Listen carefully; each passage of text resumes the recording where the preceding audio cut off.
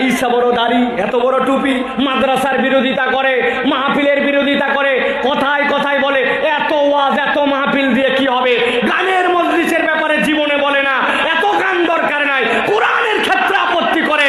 ওরা কাফের মুশরিক নয়, ওরা নামধারী মুনাফিক মুসলমান, ঠিক কিনা?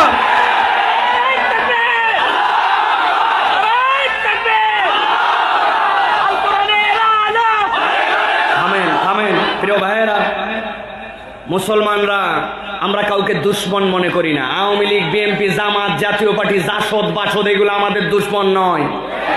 আমাদের মূল দুশ্মন উপরে লেবাসধারী, ভিতরে কোরআন অপছন্দকারী, আলেম ওলামাকে ভালোবাসে না, ভাবচক্কর নিয়ে ঘুরে বেড়ায় মুসলমান, কিন্তু অন্তরে কোরআনের বিদ্বেষ, আলেম ওলামার বিদ্বেষ, মাদ্রাসার বিদ্বেষ, এরাই হচ্ছে প্রকৃত মুনাফিক, ঠিক কিনা?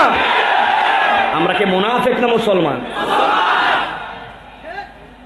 আল্লাহ রাব্বুল আলামিন বলছেন, যদি তুমি মুসলমান হও, যদি তোমার ঈমান পূর্ণ হয়, যদি তোমার ভেতরে একটুখানি ঈমানের বাতি থাকে, ওই বাতির সাথে যেই না তোমার কানেকশন লাগবে কোরআনের, কি ফজিলত হবে জানো নাকি? ওয়াইদা তুলিয়াত আলাইহিম আয়াতুহু যাদাতহুম ঈমানা। আপনি আপনার ছোট বাচ্চাটাকে বলছেন, আব্বারে এক গ্লাস পানি নিয়ে আয় তো, আমি একটু খাবো।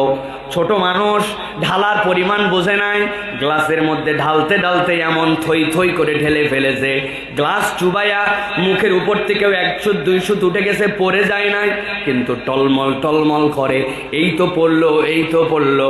আপনি আপনার বাচ্চাকে বলছেন, বাবা নিয়ে আসলে তো তুই এখন মাখায় ফেলবি, মেঝে মেখে যাবে, ঘর মেখে যাবে, তুই ওই জায়গায় দাঁড়া। ওই ছেলেকে ওই জায়গায় দাঁড়ায় দিচ্ছেন, গ্লাস নিয়ে থাক। আপনি চিন্তা করছেন, এই গ্লাস যদি আমি ধরে আমিও মুখে লাগাই, সাথে সাথে তো এই গ্লাস থেকে পানি পড়ে যেতে পারে, তুই ধরে থাক।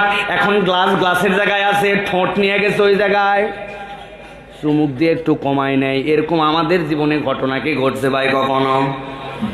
আমার আল্লাহ রাব্বুল আলামিন বলছেন, ওয়াইদা তুলিয়াত আলাইহিম আয়াতু যাদাতুহুম ঈমানা ওয়া আলা রাব্বিহিম ইয়াতাওয়াক্কালুন।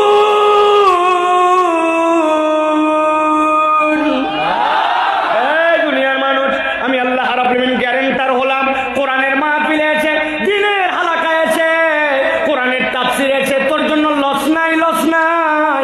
আমি আল্লাহ রাব্বুল আলামিন গ্যারান্টার হলাম, কোরআন যদি শুনিস, অন্তরের মধ্যে যদি ঈমান থাকে, আমি আল্লাহ বললাম ওই বান্দাদের ঈমান বৃদ্ধি পাবে, থই থই করবে।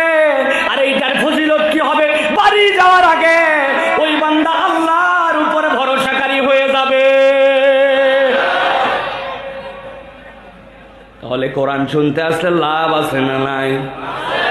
একটু রাত হয়ে গেছে, শরীরটাও তো ভালো না, মনটাও তো টানে না, এর থেকে বেশি ফেসবুক চালানোর মধ্যে মজা ছিল। ক্রিকেট খেলা একটা হচ্ছিল, এটা দেখাই যেতে পারতো, আছে না? অনেকে চিন্তা করছে, বিড়ি 3টা কিনে আনছিলাম, 3টাই টানা শেষ, মাহফিল শেষ, তাই তো আসে নাই মনে করছেন? এরকম কতগুলো বাড়ির থেকে বলে আসছে, আজকে ওয়াজ আছে তালগাছি, মাহফিলের আশপাশেই নাই, বাইরে ঘোরাফেরা, বিড়ি ফুঁকায় ফাঁকায়, এশার নামাজ পড়ে নাই, বিড়ি ফুঁকায়, আল্লাহ চায় তো ফজর না পড়েই চলে যাবে। এই পার্টি না, আল্লাহ বলছেন না, এই পার্টির মধ্যে যেও না, বরং আমি রব্বুল আমিন তোমার জন্য যে সুযোগ দিলাম, এই কোরআনটাকে হৃদয়ে ধারণ করে এটার সুযোগ হিসাবে গ্রহণ করো। আর আজকের মাহফিল যেমন তেমন মাহফিল নয়, আপনারা ফসলের মাহফিল দেখতে পেয়েছেন, আপনারা অনেক মাহফিলে ফসল দেখতে পান না, কিন্তু আপনাদের ইনভেস্ট যেটা করছেন ওটার ফসল দেখতে পান নাই।